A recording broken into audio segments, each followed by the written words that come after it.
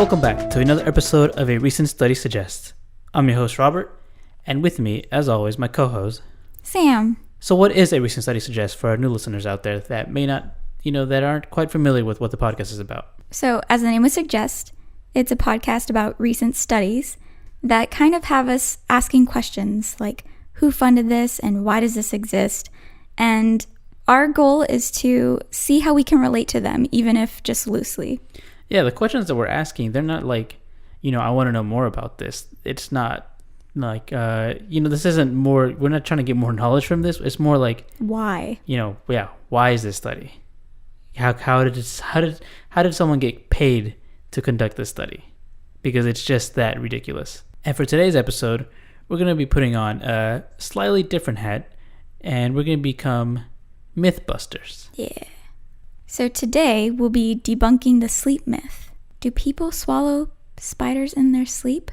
That's definitely something I've heard a lot as a kid. And I don't even know where it came from. I don't even know where I heard it from. I just know that I've heard it, and I guess I've believed it. Up until this point, I would say that I've believed it. My whole life I've heard that, and like you, I have no idea where it came from. I'm just like, oh, well, this is a fact, so it must be true.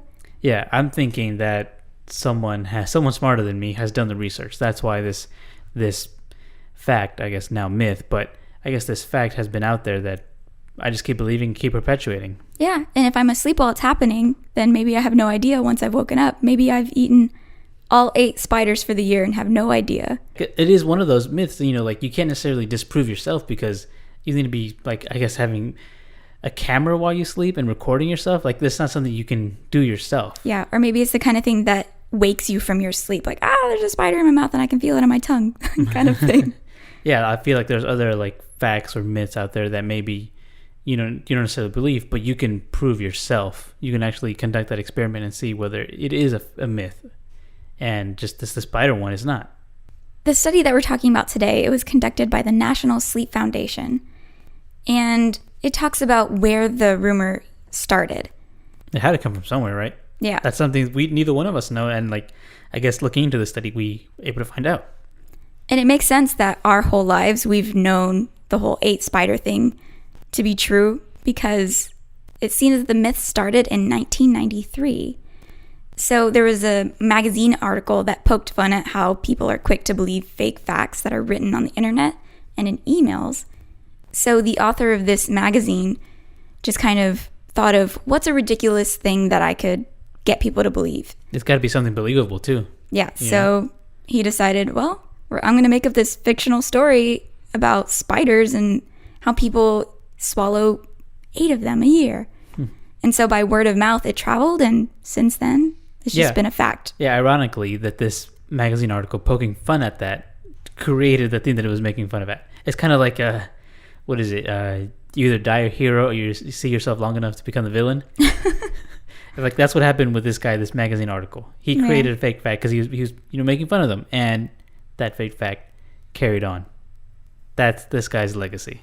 That's a pretty cool one. Although I'm sure it's created a bit of arachnophobia for many people.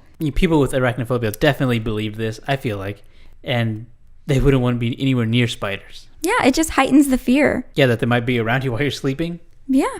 Spiders, they don't really do too much damage, but, like, they are scary looking.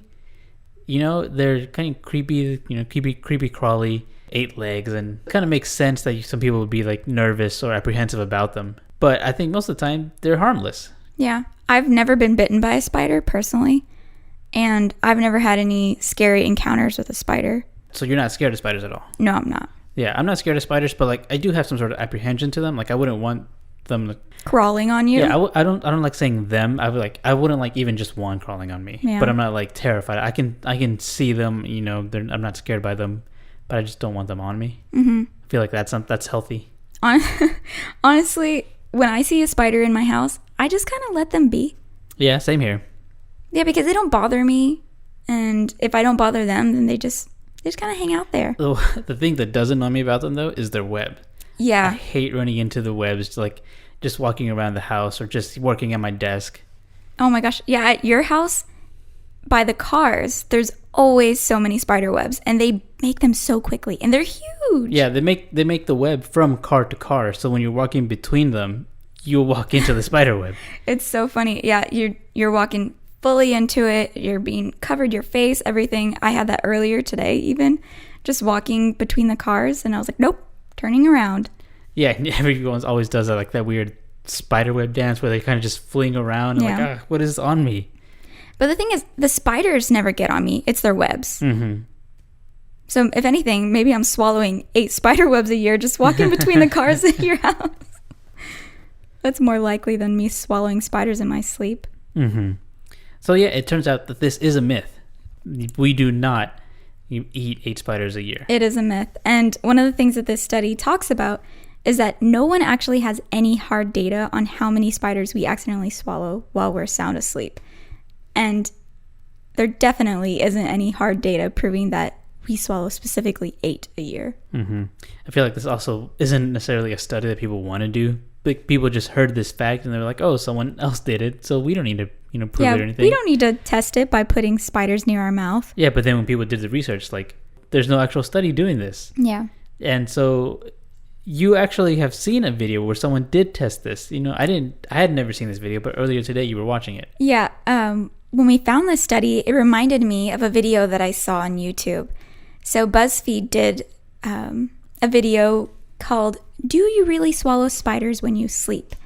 And in it, the guy, I'm not familiar with his name, but he finds a spider expert by the name of Diana Terranova. And she brings 6 to 8 spiders, and to recreate the scenario of sleeping in your bed, they brought a bed onto the set, and Diana brought a bunch of spiders, and she put them on this man's face. He even opened his mouth. She put the spiders basically on his tongue. I think she did. She put one spider on his tongue, and every spider got away from his mouth. Would you do this experiment? Would I do? Would you do it? Would you, if someone told you, hey, I want to do an experiment where you lay down in a bed and I put spiders on your face to see if they go in your mouth? Would you be like, okay, or would you be like, no way, there's spiders, they're gonna bite me? After seeing this video, before seeing the video, I would not have done it. Yeah, probably not. I've had a bad experience with an insect getting into my facial region, but we can get into that later. Yeah, I don't think I would. But I think this guy was just like, let's break the myth. Let's see, is it true? And it turns out it wasn't. I think Diana mentioned that the spider will avoid your mouth because they see it as like a threat. Yeah, they think it looks like a predator's mouth. Yeah, like that's a what big she predator. said. Mm-hmm. And so she tried different ages of, she got a baby spider, she got an older spider, different types of spider. None of them wanted to be in the mouth because instinctually, it's like avoid that area. Yeah. Because this predator is going to eat me. Spiders are smart. Mm-hmm. They're very smart, and so they just avoided his mouth. It was pretty great. Well, let's go back to what you just said. You had a bad experience with an insect near your facial region. What does that even mean? So, I was sleeping. When was this? Oh, my goodness. I think this was around 3 years ago. 3 years ago. Okay. Mm-hmm. So 2017-ish? Yeah. So I was sleeping and I woke up to the feeling of something fluttering in my ear.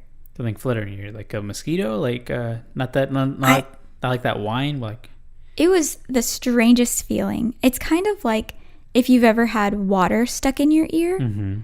And you're trying to like wiggle your finger around to get the water out, but there's that strange feeling inside of your head and you just can't get whatever it is out. So I was feeling that. And so I was freaking out a little bit. I went to the bathroom, I got a Q-tip, and I tried to maybe get whatever was in my ear out. And I swear I felt it like push in. Go deeper into your ear. It got deeper into my ear. How loud did it feel? Did it feel really loud or did it just feel like uncomfortable? Oh, what did you feel? So loud because it was happening inside of my head. Yeah, so even if you try to cover your ears, you're still hearing it because it's already made it into your ear. It was the creepiest feeling. I felt this fluttering. I had no idea what it was, but I was like, there must be a bug in my ear. Mm-hmm. I didn't know what to do, and I was like, okay, well, maybe I'm just making this up in my head because sometimes I can convince myself that that I'm experiencing something that I'm actually not. So I was like, okay, maybe I'm just freaking out. So I tried to go back to sleep, and obviously I couldn't because the fluttering continued. And so I woke up my mom. I told her, I think there's a bug in my ear. And we went to the hospital, and it turns out there was. And it was not a spider. It was a roach. It was a roach. How long were you there at the hospital? I was at the hospital pretty much all night. I think we got there around 11 p.m. and we didn't leave until maybe 5 or 6 a.m. 5 or 6 a.m.? Yeah. Wow. That's a long time at the hospital. It is a long time. What was it? Just like a long wait? Could they not get it out? What took so long? So there was a bit of a wait. But also it took a very long time to get it out of my ear. Mm-hmm. They took... Like tweezers?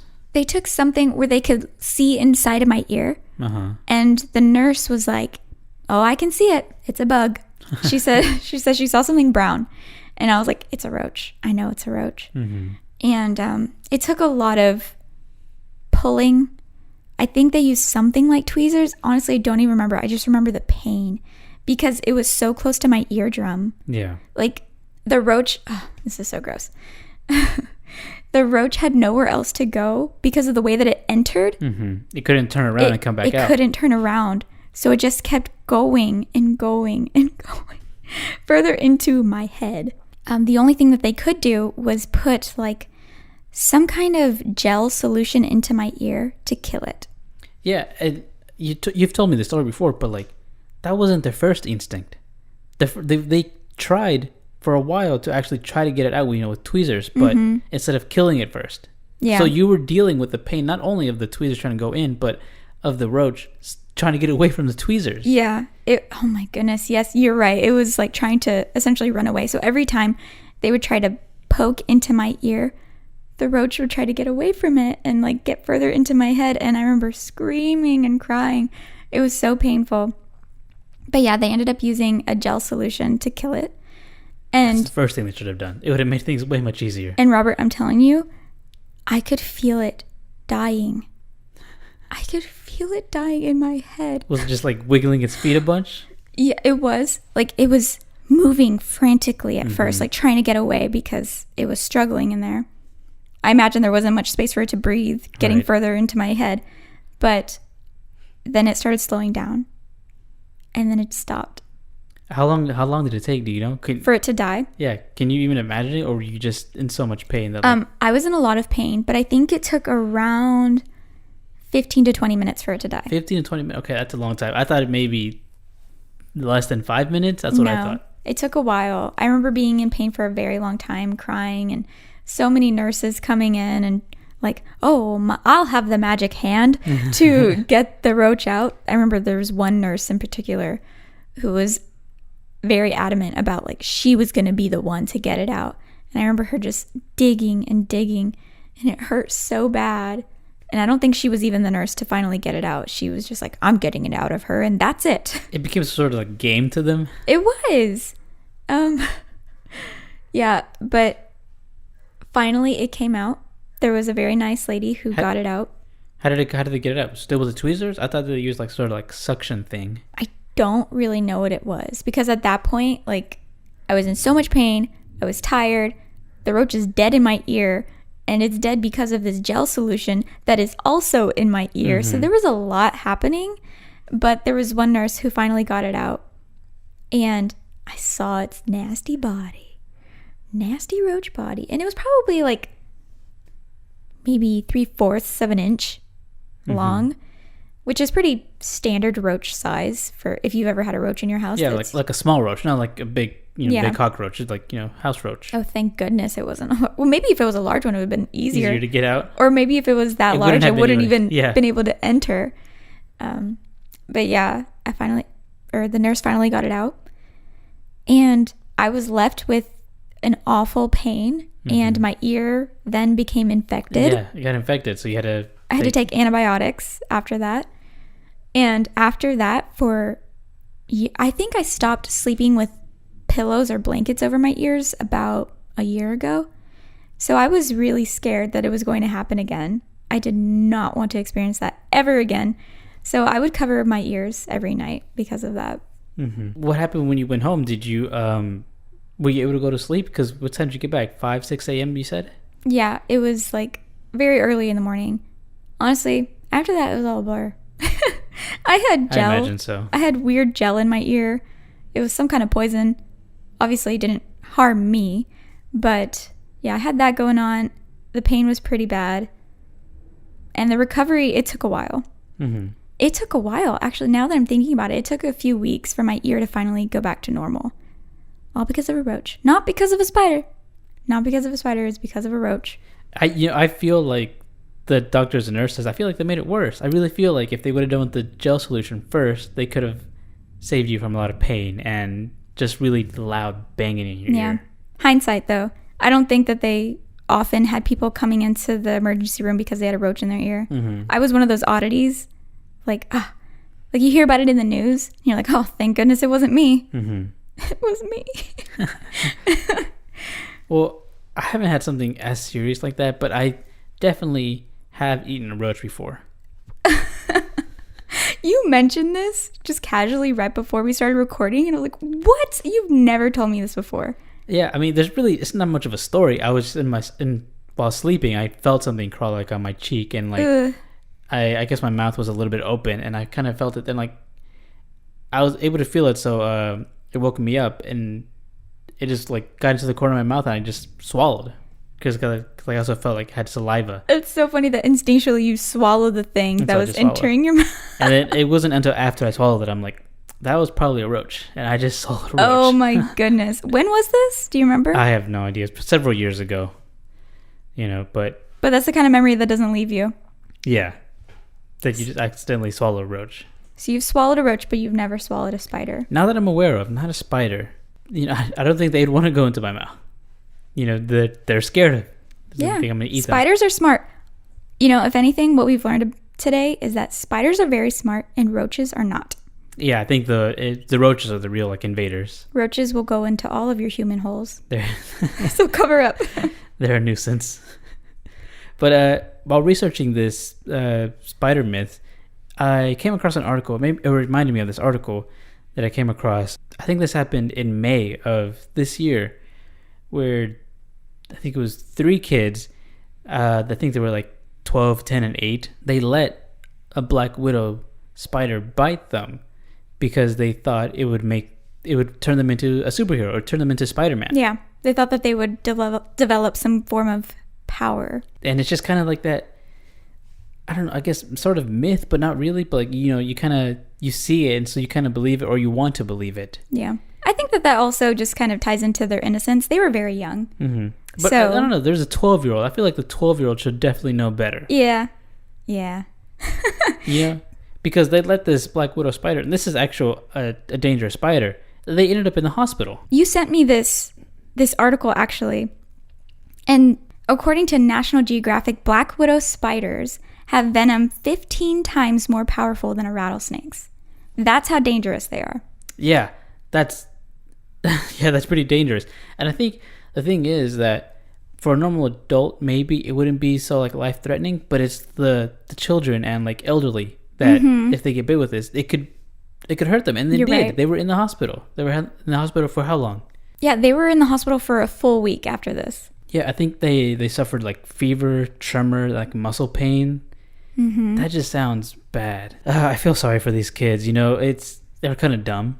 Yeah. Partly they're partly dumb, but I also feel bad for them. You don't want them to be hurt. I think we could let this be a lesson to everyone. Now that this story is out there, don't let spiders bite you. Or don't...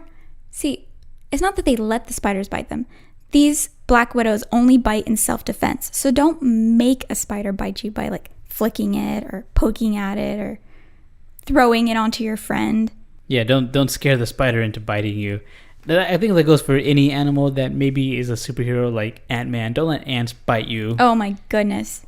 Yeah, definitely not. I've had lots of ant bites in my life, and I don't have any weird Ant-Man superpowers, unfortunately.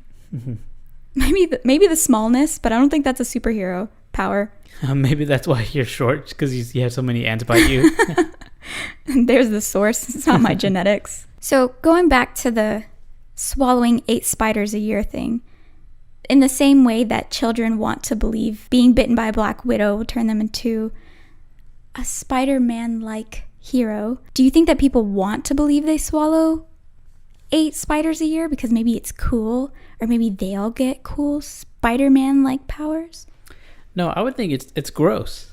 I feel like if you eat any sort of bug, eating your sleep would be gross. I don't think people want that to be true. I've heard that with everything that we eat, there is a certain percentage of bug included. So maybe it wouldn't be so bad if this... Now we know it's a myth. But if we did swallow 8 spiders a year, maybe it wouldn't be so bad. Do you want it to be true? Because it kind of sounds like you want it to be true. I mean, it's kind of cool. It's kind of cool.